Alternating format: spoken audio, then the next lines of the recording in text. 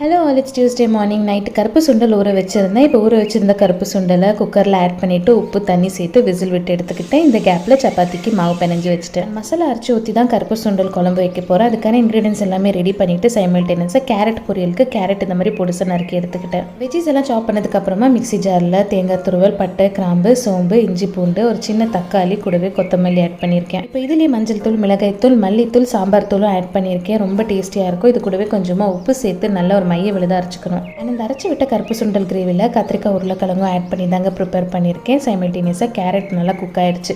லாஸ்ட்டாக கொஞ்சமாக தேங்காய் துருவல் சேர்த்து இறக்கிட்டேன். அண்ட் ஆல்சோ குழம்பு நல்லா கொதிச்சிருச்சு. லாஸ்ட்டாக இறக்க போகும்போது கொஞ்சமாக ஃப்ரெஷ்ஷாக கருவேப்பிலை சேர்த்து இறக்கிட்டு லஞ்ச் பாக்ஸும் பேக் பண்ணிட்டேன். இந்த குழம்புக்கு கேப்பக்களி, சப்பாத்தி எல்லாமே அவ்வளோ டேஸ்டியான ஒரு காம்பினேஷனாக இருக்கும். பிரேக்ஃபாஸ்ட்டுக்கு கோதுமை பரோட்டா தாங்க செஞ்சுருந்தேன். நல்லா லேயராக சூப்பராக வந்திருந்தது. ஹஸ்பண்டுக்கு பாப்பாவுக்கு பிரேக்ஃபாஸ்ட் கொடுத்துட்டு நான் ஃப்ரூட் சாலட் தான் எடுத்துக்கிட்டேன். கொஞ்சம் சீட்ஸ் ஆட் பண்ணி. நீங்கள் பிடிச்சிருந்தா ஒரு லைக் கொடுங்க. அடுத்த வீடியோவில் பார்க்கலாம் ஃப்ரெண்ட்ஸ். பாய்.